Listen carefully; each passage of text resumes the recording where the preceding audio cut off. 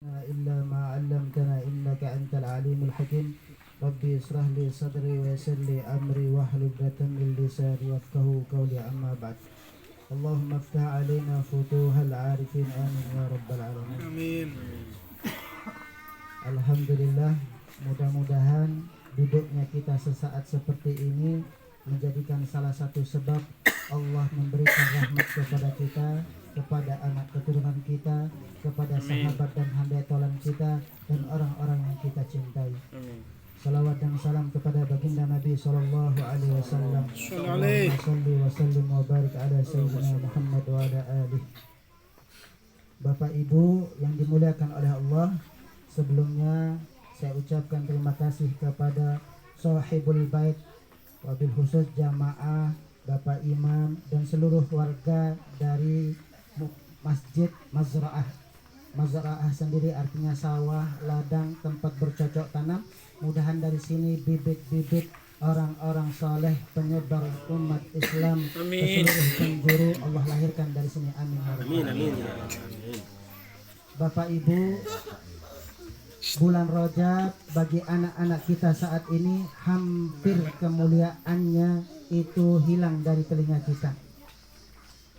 Padahal Rajab sendiri minha arba'atu hurum, salah satu dari 4 bulan yang Allah muliakan, Zulqa'dah, Zulhijjah, Muharram, lalu Rajab. Rajab kata para ulama mushtaqun min tarjib. Rajab itu diambil dari kata tarjib, maknanya ta'zimu, yaitu pengagungan, keagungan, kemuliaan. Disebabkan apa? Karena memang Allah sendiri yang memuliakannya. Kalau kita yang memuliakan itu biasa, tapi ini yang memuliakan Allah sehingga dia luar biasa bagi orang-orang yang beriman. Lalu yuqalu lahu, nama lain dari Rajab itu sendiri dikatakan para ulama al-asab. Apa itu al-asab? Li'anna rahmatullah tasibu litaibin. Dikatakan al-asab karena curahan rahmat Allah ditumpah ruah di bulan Rajab ini. Kita kenal sahabat Nabi yang bernama Abdullah bin Sultan. Sampai istrinya kalau ditanya oleh para sahabat, kira-kira Abdullah bin Sultan ini orang baik atau tidak, istrinya sampai malu kalau mengatakan dia orang baik. Bahkan istrinya menganggap Abdullah bin Sultan sebagai orang fasik. Coba bayangkan. Rahasia seorang suami itu ada di tangan istri. Baik buruknya suami itu ada di tangan istri. Maka ketika beliau meninggal dunia, tidak seorang pun yang enggan, tidak seorang pun yang ingin cepat-cepat menguburkan beliau. Sampai malaikat Jibril turun memerintahkan Rasul untuk mengurus jenazahnya. Kita meninggal belum tentu diurus oleh baginda Nabi SAW, karena beliau sudah jauh meninggalkan kita. Minimal orang-orang saleh, orang-orang baik mengurus jasad kita yang kotor ini. Abdullah bin Sultan yang ngurus sampai ke pemakaman beliau adalah baginda Nabi SAW. Berlari Rasul sampai di pemakaman, beliau jinjitkan kakinya. Tahu jinjit Bapak? Jinjit. Jadi yang menginjak tanah hanya jari-jari kaki beliau. Lalu setelah dimakamkan, Rasul perintahkan kepada para sahabat, mari kita sama-sama ke rumah Abdullah bin Sultan. Kita tanya istrinya. Sesampai di rumahnya, Rasul bertanya kepada istri Abdullah bin Sultan, wahai istri Abdullah bin Sultan, apa gerangan yang suami engkau lakukan sampai Allah memerintahkan aku melalui malaikat Jibril untuk memuliakan Abdullah bin Sultan? Istrinya bingung. Sultan ini kalau di kampung nggak pernah kelihatan sholatnya, nggak pernah kelihatan zakatnya, nggak pernah kelihatan bagusnya. Sampai istrinya bilang, saya tahu suami saya kayaknya orang fasik ya Rasulullah. Nggak mungkin, pasti ada satu amalan yang dilakukan oleh suamimu sehingga Allah memuliakan dia. Seingat-ingat saya, cuma ketika Rajab datang, suami saya beristighfar di setiap harinya. Dan istighfar itu sudah sering kita ucapkan. Astaghfirullahaladzim alladzi la ilaha illa huwal hayyul qayyum wa atubu ilaik. Wa atubu ilaih.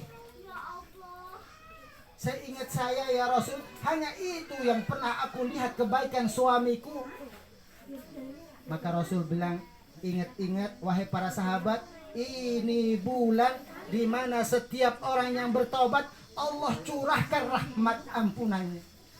Mudahan anak cucu kita di saat majelis-majelis ini minimal ada rasa dalam hatinya, ya Allah aku ingin tobat ya Allah sebelum memasuki bulan Ramadan besok ya Allah.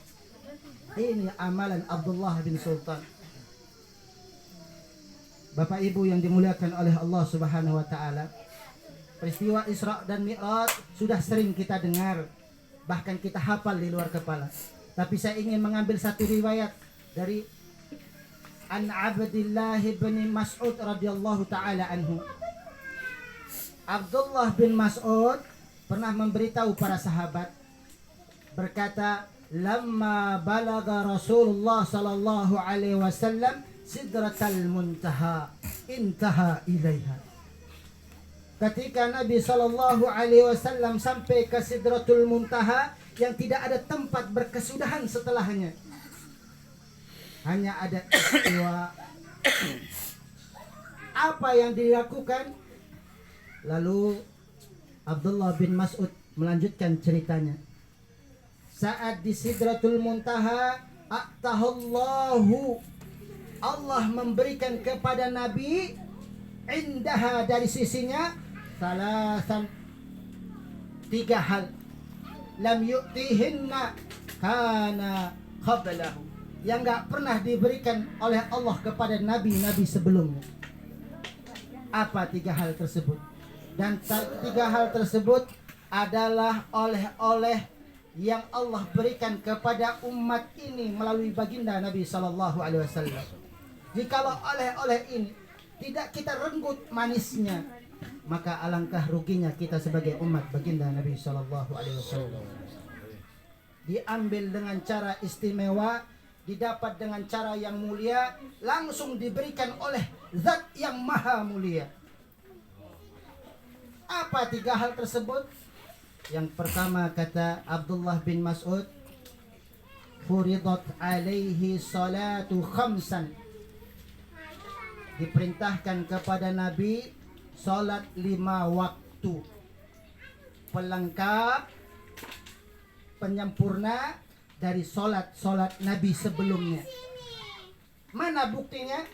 Kata Nabi sallallahu alaihi wasallam, kanat mutafarriqatan fil anbiya. Sebelum Isra dan Mi'raj ini, salatnya para nabi dipecah-pecah, dibagi-bagi, tidak seperti kita. Salatu Adam, as-subuhu salatu Adam. Subuh itu khusus bagi Nabi Adam alaihissalam. Nikmat enggak salat subuh? Itu kalau kita mengerjakannya sama seperti kefiat, rasa dan nikmatnya salat Nabi Adam alaihissalam. Meskipun kefiatnya berbeda, nanti kita sebutkan. Yang kedua, az-zuhru salatu Dawud. Zuhur itu salatnya Nabi Daud alaihissalam. Wal asru salatu Sulaiman. Asar itu salatnya Nabi Sulaiman alaihissalam. Wal maghrib salatu Ya'qub, salatnya Nabi Ya'qub alaihissalam. Dan salat Isya salatu Yunus alaihissalam, salatnya Nabi Yunus. 5 salat bermacam-macam diberikan kepada Nabi yang mulia, dilengkapkan waktunya kepada baginda Nabi sallallahu alaihi wasallam. Pertanyaannya, saat sebelum Isra dan Mi'raj, salat apa yang diwajibkan kepada baginda Nabi sallallahu alaihi wasallam? Syukur salat itu tidak diwajibkan saat ini. Kalau diwajibkan kepada kita saat ini, kayaknya banyak yang bolong dan ketinggalan salat ini. Sebelum Isra dan Mi'raj, Nabi cuma punya 1 amalan wajib dari Allah Subhanahu wa taala, yaitu salat di tengah malam. Kalau dulu menjadi kewajiban bagi Nabi Kemudian Allah turunkan fatahajjat bihi nafilatan. Sudah menjadi sunnah bagi umat baginda Nabi sallallahu alaihi wasallam. Karena Allah tahu umatnya umat pemalas. Allah tahu umatnya umurnya pendek. Allah tahu umatnya lebih cenderung kepada kehidupan dunia.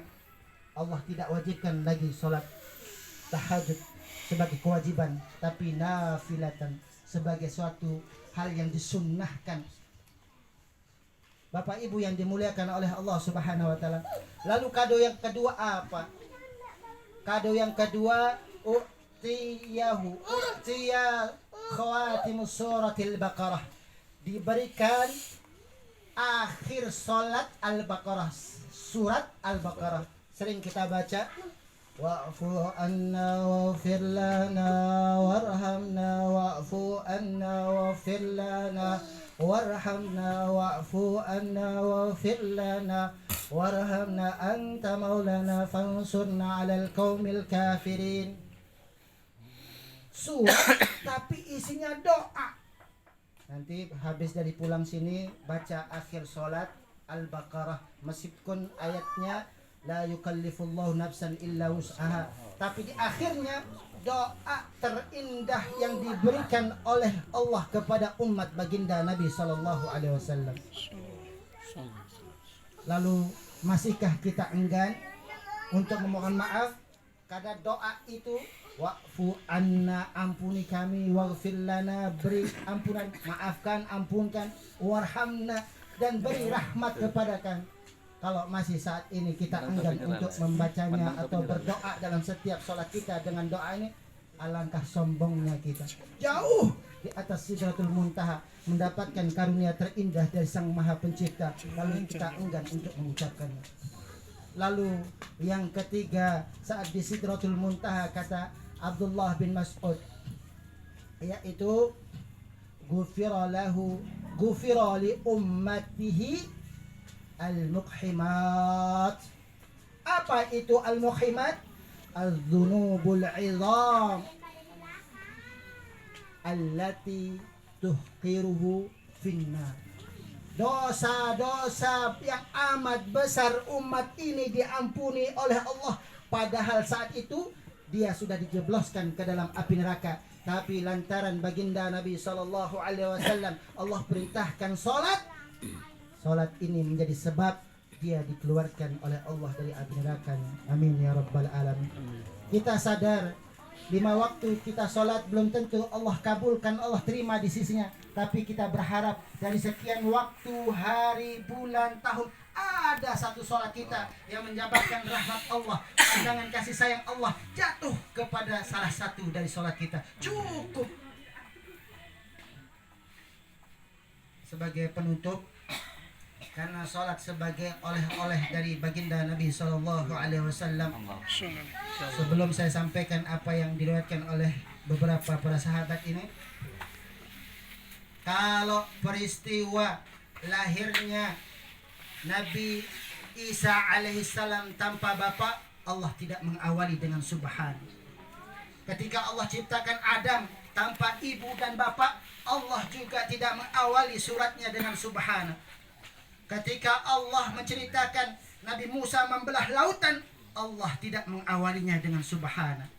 Ketika Allah menceritakan bagaimana penciptaan langit dan bumi, bagaimana lapisan langit dan bumi, Allah tidak mengawalinya dengan subhana. Tapi khusus dengan peristiwa Isra dan Mi'raj, Allah mengawalinya dengan kalimat subhana. Dengan peristiwa Isra dan Mi'raj ini, para ulama lalu berkata, awwaluddin ma'rifatullah, man arafa nafsahu faqad arafa rabbahu. Sampai dalam hadis yang diriwayatkan oleh Imam Abi Dawud, qalbu mu'min baitullah. Bapak Ibu, kenapa kita perlu mengetahui sejarah Isra dan Mi'raj? Nabi saja saat gundah gulana hatinya, ditinggal wafat oleh istrinya, ditinggal wafat oleh pamannya Abu Talib, yang dulu sebagai backing dalam dakwahnya, sebagai tempat ia berlibur lara untuk menyembuhkan kesedihannya. Allah hibur dengan Isra Mi'raj. Lalu kita yang bukan nabi, yang penuh banyak dosa, yang selalu labil hatinya, perlu membahas tentang Isra dan Mi'raj. sampai dalam surat Hud ayat 120 Allah pertegas wa kullan naqussu min amba'ir rasul ma nusabbitu bihi fuadak. Kami ceritakan kepadamu wahai Nabi semua kisah para rasul ma nusabbitu bihi fuadak, supaya kami mantapkan, tanamkan hatimu kepada Allah. Maka jikalau hari ini kita enggan membuka riwayat tentang Isra dan Mi'rajnya baginda Nabi Sallallahu Alaihi Wasallam, bukankah asbabun nuzul ini surat Al-Isra ayat 1 turun hanya sebuah untuk membuat hati baginda Nabi Sallallahu Alaihi Wasallam teduh, sehingga saat sakaratul maut dari umat ini sabbatallahu qaula sabit, tatkala gargarnya sampai ke liang tenggorokannya ia mengatakan la ilaha illallah. Kita tutup karena ini sudah banyak yang belum makan siang. Mohon maaf Bapak Imam ya, khawatir jamaah yang sudah di sini kelamaan ini kami lapar, anak-anak sudah pada lari-lari ya. Sebagai penutup Bapak Ibu, anna Isam bin Yusuf ata ila majlis Hatim al-Asam. Jadi ada seorang sahabat tabi'in yang bernama Isam bin Yusuf. Dia mendatangi majlis Hatim al-Asam. Asam ini, Hatim al-Asam, kenapa dia dijuluki al-Asam? Al-Asam itu artinya tuli Bapak. Hatim ini di masanya, di zamannya dikenal ulama masyhur yang sering memberikan fatwa-fatwa. Tapi sejak peristiwa itu beliau dijuluki al-Asim, pura-pura bisu. Karena saat itu ada seorang pelacur ingin bertanya kepada beliau tentang hukum, tapi tanpa sengaja si pelacur itu kentut keras di hadapannya. Untuk menjaga rasa malu dalam hati si pelacur tersebut, beliau pura-pura menjadi orang yang tidak mendengarkan. Sampai orang-orang bertanya, sejak kapan Asim menjadi bisu, tuli? Ketika si pelacur wafat, barulah beliau mengatakan, sesungguhnya aku tidak mengalami tuli, tetapi karena aku menjaga perasaan si pelacur agar tidak lari dari rahmat Allah. Kalau kita berapa banyak orang yang sudah lisan kita sakiti hatinya. Dia menjaga muruah si pelacur itu lantaran ia kentut begitu kerasnya di hadapan Al-Asim, Hatim Al-Asim. Pantas kalau Isam bin Yusuf ingin bertanya kepada Hatim Al-Asam. Fa'arada al-i'tirad alaih. Jadi Isam bin Yusuf ingin bertanya kepada Hatim Al-Asam. Faqala lahu, ya Aba Abdirrahman, kaifa tusalli? Isam bin Yusuf bertanya kepada Hatim, wahai Aba Abdirrahman, bagaimana cara engkau solat? Fahawwala Hatimu wajhahu ila Isam. Lalu Hatim memalingkan wajahnya ke Isam. Jadi Hatim ini mengikuti sunnah Nabi.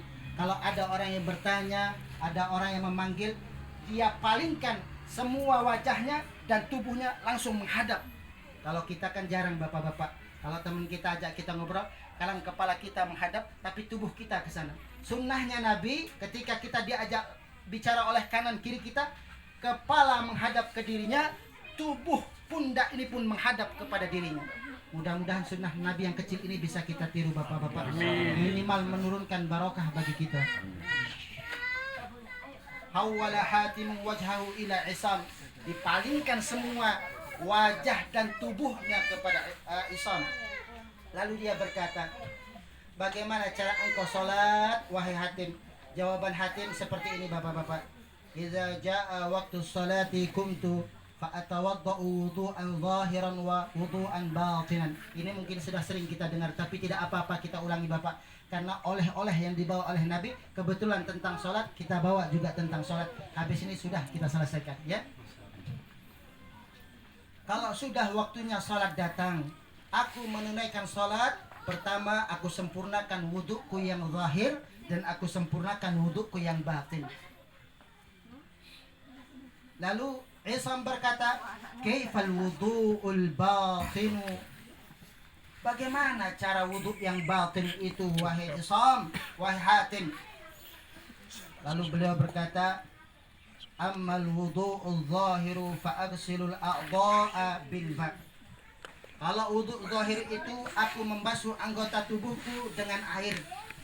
Wa ammal wudu'ul batin fa'agsilu bisab'ati asya. Sedangkan kalau wudhu batin itu aku membasuhnya dengan 7 hal. Sama dengan seperti Isra-nya baginda Nabi sallallahu alaihi wasallam. Gara-gara peristiwa Isra ini banyak para ulama langsung mengkaji hikmah di balik 7 lapis tingkatan bumi. Tapi itu kita tidak bahas hari ini. Yang kita bahas ada 7 cara Hatim bil Asam untuk berwudhu yang batin. Pertama kata beliau, aku wudhu bitaubati. Yang pertama aku wudhu dengan taubat. Sulit sekali Bapak Ibu. Ya.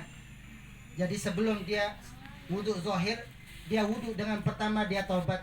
Mungkin selama ini kemaksiatan matanya sudah menumpuk, tangannya sudah menumpuk dengan kemaksiatan, langkahnya dengan menumpuk, dan semuanya. Sampai dia ketika ingin berwudu, ya Allah, jikalau hari ini aku sakiti kanan kiriku, ampunkan aku ya Allah. Karena aku tahu, meskipun aku basuh, ini tak mampu membasuh dosaku, kecuali dengan taubat. Yang kedua, wan nadamah, rasa penyesalan. Kita mungkin berkata, ya sudah saya tobat tapi belum ada penyesalan. Ini yang dilakukan oleh Hatim. Lalu yang kedua, wa tarku hubbid dunya wa thana'il khalqi. Aku tinggalkan kecintaan dunia dan sanjungan makhluk. Itu sudah keempat. Yang ketiga, wariyasati, aku tinggalkan kesombongan. Yang ke berapa nih? 1, 5, 6. Yang keenam, wal ghilli, aku tinggalkan saat wudhu itu rasa dendam dalam hatiku.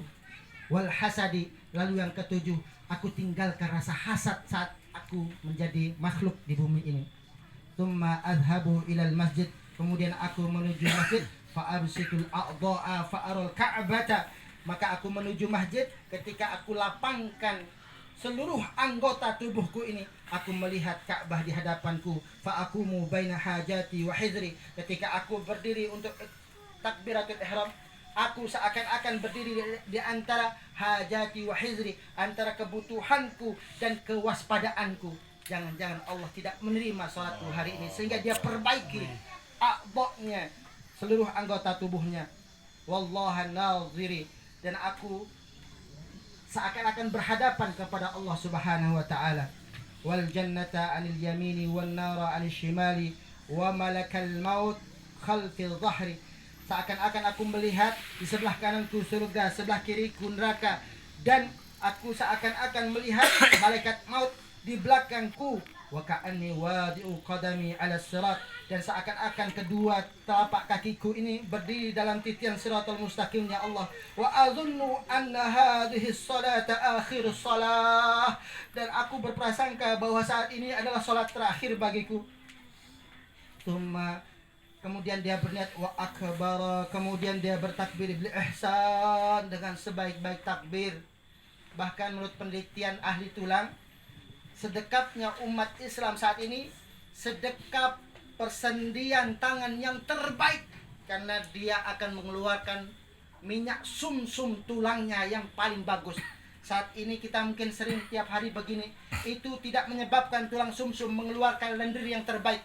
Tapi saat sedekap dengan takbiratul ihram kita, kata ahli tulang, itu kelenjar sumsum mengeluarkan sumsum terbaik untuk pelumas kita. Berapa banyak sekarang orang keropos tulangnya lantaran tidak lagi sumsumnya, kelenjar sumsum itu mengeluarkan pelumasnya. Alhamdulillah umat Islam kadang jarang kalau ada keroposnya. Kita syukuri Bapak Ibu, ya. Kemudian wa aqra'u bitafakkuri, ketika aku membaca apa yang menjadi rukun kauli. Ingat, kalau waktu kita ngaji fikih Bapak Ibu, rukun kauli itu Allahu Akbar takbir, harus benar telinga kita meskipun sholat sendiri. Yang kedua, bacaan Al-Fatihahnya harus minimal kita dengar sendiri meskipun sholat sendiri. Lalu apa lagi? Yaitu tasyahud dan selawat, itu wajib minimal kita dengar sendiri. meskipun sholat sendiri. Lalu yang kelima, Assalamualaikum warahmatullahi wabarakatuh. Karena itu sebagai kalau dalam ilmu fikih itu namanya rukun qauli Bapak Ibu ya. Jadi Assalamualaikum warahmatullahi wabarakatuh. Minimal telinga kita mendengar kalimat Assalamualaikum warahmatullahi. Ini khusus mazhab Syafi'i, tapi kalau mazhab lainnya mungkin berbeda. Ini khusus mazhab Syafi'i, ada rukun qauli namanya, yang minimal telinga kita mendengarkan beberapa ucapan tadi. Kemudian wa arka'u bitawaddu'i. Kemudian aku rukunya bitawaddu'i, yaitu saya melatih rasa tawadukku. Ya Allah, ketika dia ruku betul-betul dia tanamkan rasa tawaduknya. Kan Bapak Ibu sudah paham apa tawaduk? Itu Bapak Ibu yang bisa merasakan sendiri, bukan orang lain. Lalu wa asjudu bitadarrud, lalu aku sujud sebagai bentuk aku taat ya Allah. Aku taat ya Allah. Karena Nabi katakan, kalau ulama mengatakan as-salatu mi'rajul mu'minin, ini didasarkan oleh hadis Nabi SAW, diriwayatkan oleh Imam Bukhari. Inna ahadakum idza qama ila salah, apabila salah seorang kalian hendak menunaikan salat, kata Nabi SAW, apa kata Nabi? Fa innahu yunaji rabbahu, sesungguhnya saat ia salat sedang bermunajat, bercakap-cakap kepada Allah. Wa inna rabbahu bainahu wa bainal qiblah, dan kedudukannya Allah antara dirinya dan kiblat. Ya. Tapi ingat, laisa kamitslihi syai'un. Allah bukan semisal atau serupa dengan sesuatu. Jangan dibayangkan Allahu akbar, berarti paham maksudnya? Cuma di kalimat ini inna rabbahu bainahu wa baina qiblah. Dan sebagai terakhir, wa atashahhadu birraja, aku bertasyahud dengan penuh rasa roja, pengharapan. Karena peristiwa di Sidratul Muntaha, Allah berikan kepada umat ini di tasyahud akhirnya. Saat di Sidratul Muntaha, apa yang terjadi? Sakhara wa sujjada. Rasulullah tersungkur dalam keadaan bersujud, lalu berkata, At-tahiyatul mubarakatus salawatu lillah. Segala penghormatan, segala keberkahan, segala kebaikan lillah, untukmu ya Allah. Apa jawaban Allah kepada Nabi?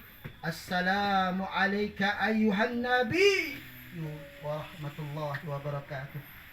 Lalu ketika itu Rasul pun tidak melupakan umatnya dengan kalimat Assalamu alayna wa ala ibadillahi salihin. Makanya para ulama mengatakan, jikalaulah umat Islam, umat baginda Nabi SAW saat ini ia lupa berdoa, cukup menjadi orang yang baik bagi kanan kirinya, dia pun sudah didoakan oleh semua orang yang sholat. Lalu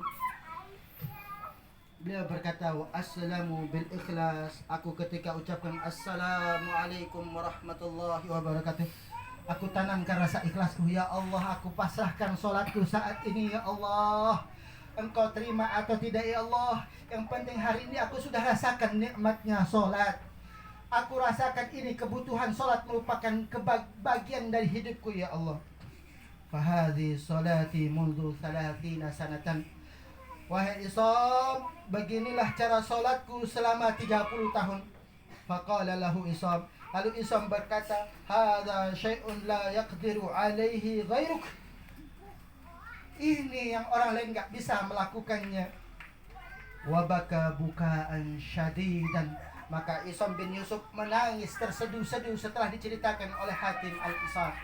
Mungkin itu saja Bapak-bapak. Mudah-mudahan hikmah dari Isra dan Mi'raj ini kita dapatkan, dan mudah-mudahan bisa kita amalkan, dan ia menjadi buah dari apa yang kita ketahui, dan Allah memberikan ilmu laduni kepada kita lantaran mengetahui, mengamalkan, dan menjadi buah dalam kehidupan sehari-hari kita. Amin. Barakallahu li wa lakum fil Qur'anil azim wa nafa'ani wa iyyakum bima fihi minal ayati wa dzikril hakim. Subhanakallahumma wa bihamdika asyhadu an la ilaha illa anta astaghfiruka wa atubu ilaik. Terima kasih.